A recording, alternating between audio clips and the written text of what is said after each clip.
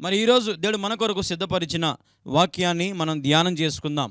హెబ్రీయులకు రాసిన పత్రిక 11వ అధ్యాయం 40 వచనాన్ని అందరం కలిసి చదువుదాం. దేవుడు మన కొరకు మరీ శ్రేష్టమైన దానిని ముందుగా సిద్ధపరిచిన గనుక వీరు వాగ్దాన ఫలములు అనుభవింపలేదు. దేవునికి మహిమ కలుగునుగాక. మంచిది. మనం చదివిన వాక్యాన్ని మనం ధ్యానం చేసినట్లయితే దేవుడు మన కొరకు శ్రేష్టమైన దానిని ముందుగా సిద్ధపరిచాడు. హల్లెలూయా, హల్లెలూయా. దేవుని నామానికి మహిమ కలుగునుగాక.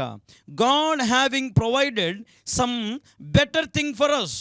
దేవుడు మన కోసం ముందుగా కొన్ని సిద్ధపరిచాడు, శ్రేష్టమైనవి సిద్ధపరిచాడు. హల్లెలూయా. చాలామంది శ్రేష్టమైనవి పొందుకోలేక లోకంలో నిజంగా మరి పడిపోతున్నటువంటి వారిని మనం చూస్తూ ఉంటాం. ఒకవేళ దేవుడు ఏదైనా కార్యము చేయకపోతే ఈరోజున చాలామంది పడిపోతున్నటువంటి వారిని మనం చూస్తూ ఉన్నాం, చెడిపోతున్నటువంటి వారిని మనం చూస్తూ ఉన్నాం, దేవుని మార్గంలో నుండి తప్పిపోయే వారిని మనం చూస్తూ ఉన్నాం, మందిరాలు మానుకునే వారిని చూస్తూ ఉన్నాం కదా. దేవుడు నా జీవితంలో ఏం చేయలేదు, దేవుడు నా జీవితాన్ని చూస్తున్నాడా, దేవుడు నా ప్రార్థన వింటున్నాడా, దేవుడు మరి నా హృదయాన్ని స్వీకరించాడా, దేవుడు నా పాపాలు క్షమించాడా, ఆయన దృష్టి నా మీద ఉందా, ఆయన ప్రేమ నా మీద ఉందా, ఆయన కృప నా మీద ఉందా అని నాకు రోజుకి బోల్డ్ అని ఫోన్లు వస్తూ ఉంటాయి. అందరినీ ధైర్యం చెప్తాను. నేనేమని చెప్తానంటే, వెయిట్ చెయ్యి, శ్రేష్టమైనవి దేవుడు నీకు ఇవ్వబోతున్నాడు. నమ్మిన వారు దేవునికి స్తోత్రం చెప్పండి. హల్లెలూయా. ఈ కార్యక్రమం చూస్తున్న ప్రియ దేవుని పిల్లలారా, మరి మీ జీవితంలో కూడా నజరేయుడైన యేసుక్రీస్తు ప్రభువారు నీకు ముందుగా మరి శ్రేష్టమైనవి సిద్ధపాటు చేసి పెట్టాడు. హల్లెలూయా, హల్లెలూయా. ఒక రోజున ఇంట్లో కొడుకు అడిగాడంట అమ్మని, అమ్మా నాకు చికెన్ కర్రీ తినాలనుంది, అలాగే చికెన్ పకోడా తినాలనుంది అని అడిగాడంట. అప్పుడు తల్లి అనిందంట, సరే బిడ్డ రోజుసేపు వెళ్ళి నువ్వు ఆడుకొని రా నాన్న అనిందంట. ఆడుకొని రా అనగానే అమ్మ మరి త్వరగా షాప్కి వెళ్ళి చికెన్ కొని మరి ఇంటికి వచ్చి ఎంతో కష్టంతో ఆనియన్స్ కోసి, టమాటాలు కోసి, మసాలా రెడీ చేసుకొని చికెన్ కర్రీ చేసిందంట, అలాగే పకోడా కూడా చేసిందంట. ఇంటికి కొడుకు ఆడుకొని అలసిపోయి వచ్చాడు. అమ్మ ఆకలేస్తుంది అన్నాడు. అప్పుడు అమ్మ వాని కళ్ళ ఎదుట ఒక cup biryani, pakoda, chicken curry, onions, నిమ్మకాయ, రసము, పెరుగు చట్నీ, గోంగూర పచ్చడి అన్నీ పెట్టిందంట. అప్పుడు వాడు అన్నాడంట, mummy wow Emmy Emmy, tasty food mummy, చూస్తూనే నోరు ఊరిపోతుంది మమ్మీ. హల్లెలూయా, హల్లెలూయా.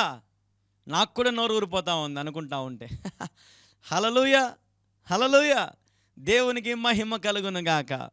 శ్రేష్టమైనవి తల్లి సిద్ధపాటు చేసింది, బిడ్డ సంతోషంగా వాటిని ఆస్వాదిస్తున్నాడు, తింటూ ఉన్నాడు. ఈరోజు మన జీవితంలో కూడా ఒక సమయం పడుతుంది. ఇప్పుడు ఆ తల్లి చికెన్ చేయడానికి, పకోడా చేయడానికి, గోంగూర చట్నీ చేయడానికి, బిర్యానీ చేయడానికి చాలా టైం పట్టింది. అంతలో ఈ కొడుకు ఆడుకోవడానికి వెళ్ళాడు, దెబ్బలు తగిలింటాయి, కింద పడింటాడు, ఫ్రెండ్స్తో తిట్లు తింటాడు, గొడవ పడింటాడు, ఏడ్చింటాడు. కానీ ఇంటికి రాగానే తల్లి పెట్టిన శ్రేష్ఠ ఆహారానికి అన్నీ మర్చిపోయాడు. గమనించారా?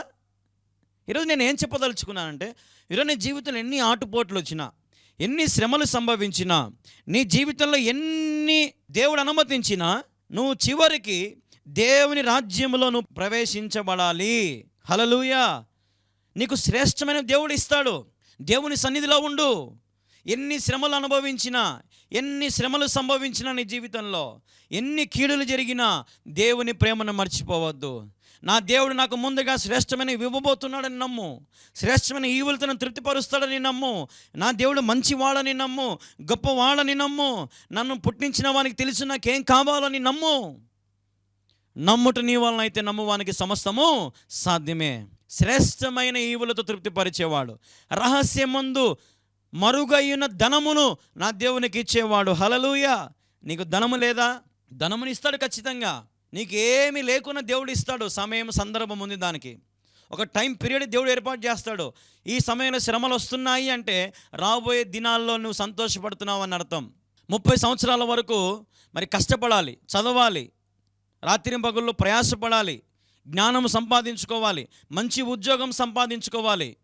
మరి 30 నుంచి మరి 40 ఆ గ్యాప్లో పెళ్ళి కావాలి, పిల్లలు పుట్టాలి, ఒక మంచి ఇల్లు కొనాలి, కారు కొనాలి, అది సక్సెస్. 50 నుంచి 70కి రిటైర్డ్ ప్లాన్ చేసుకోవాలి. రిటైర్డ్ అయితే డబ్బు కావాలి, ఫ్యామిలీకి సెక్యూర్గా మరి పాలసీలు ఉండాలి, మెడికల్కి ఇబ్బంది లేకుండా ఉండాలి, పిల్లల భవిష్యత్తు కోసం ఏర్పాటు చేసుకోవాలి. ఇది ప్లానింగ్ లైఫ్ అంటారు దీన్ని.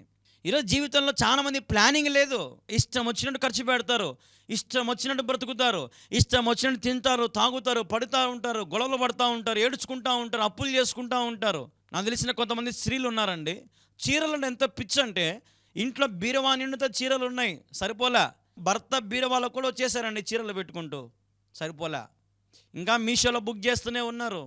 అంగడిలో కనపడితే అంగడిలో కొనడమే. దాచి పెట్టుకునే స్వభావం ఉందా?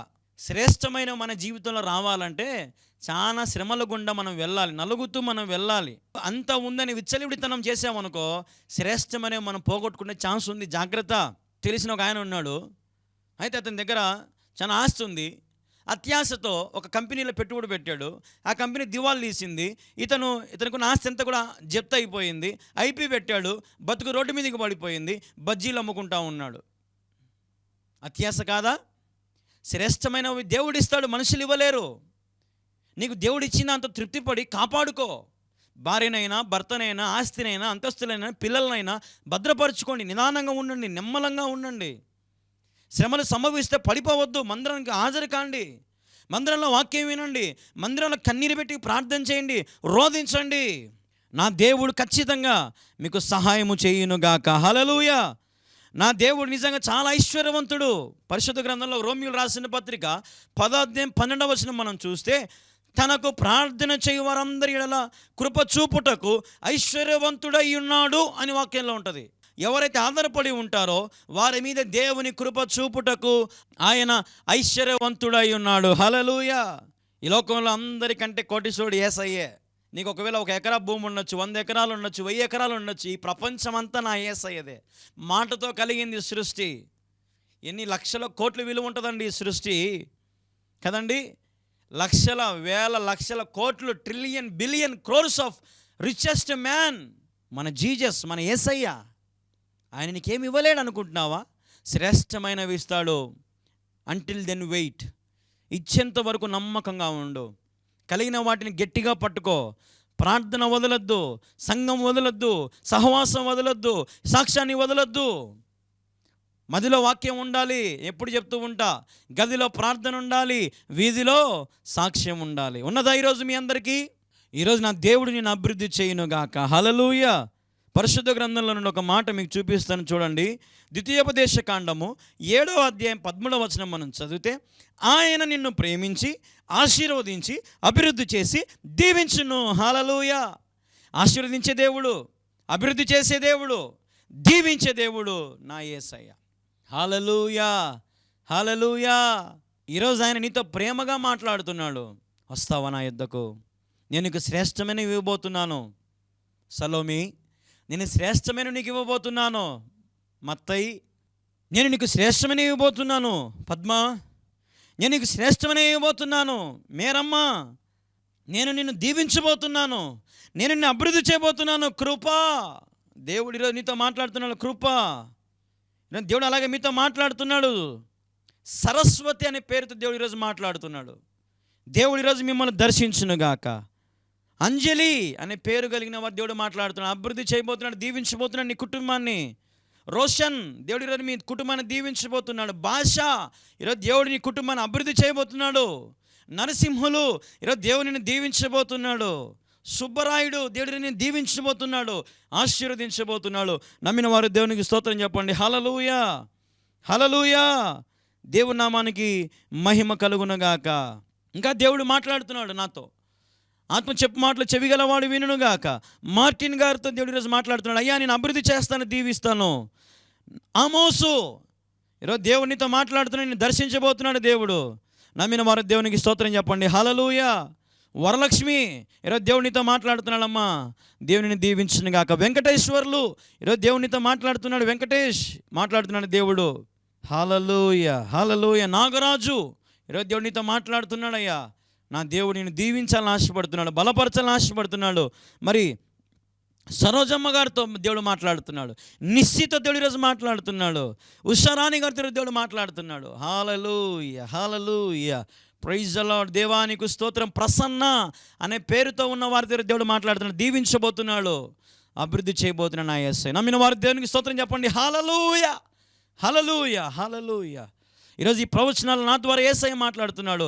దేవుడు నిన్ను దీవించును గాక, దేవుడు నిన్ను ప్రేమించును గాక, దేవుడు నిన్ను అభివృద్ధి చేయును గాక, నా దేవుడు నిన్ను ఆశీర్వదించును గాక. హల్లెలూయా, హల్లెలూయా. దేవుని నామానికి మహిమ కలుగును గాక. ప్రియ సహోదరి సహోదరులారా, మరి నా దేవుని కృప మీ మీద మెండుగా ఉంది, నా దేవుని సహాయం మీ మీద మెండుగా ఉంది. అట్టి కృప నా దేవుడు మీ అందరికీ కూడా దయచేయును గాక.